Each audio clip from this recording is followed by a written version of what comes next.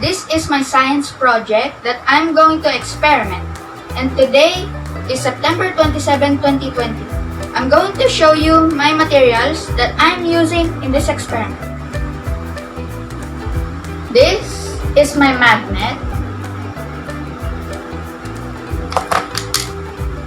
This is a marble. And of course, I use also a pencil shaving. And the most important material in this experiment is the iron staples. Before I begin this experiment, I need to mix all materials together.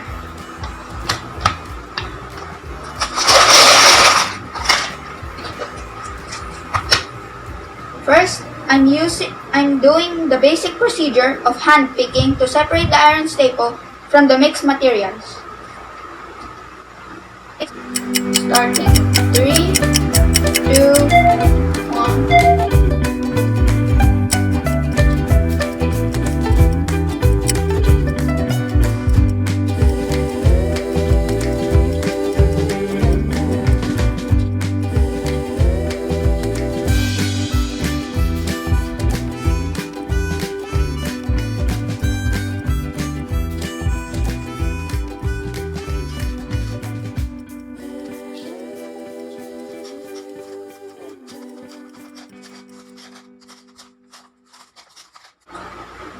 So it took me 49 seconds to pick up all the iron staples.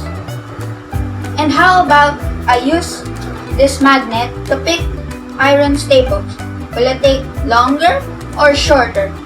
Period of time or seconds? One way to find out, and this is how it works. I have to mix these again.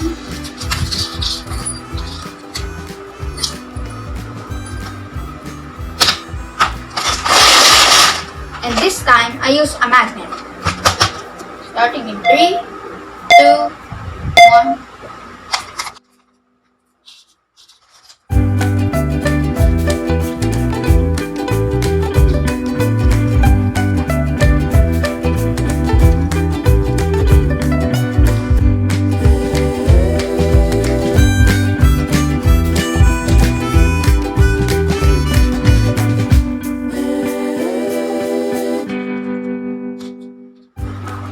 So this time it's much faster, 32 seconds.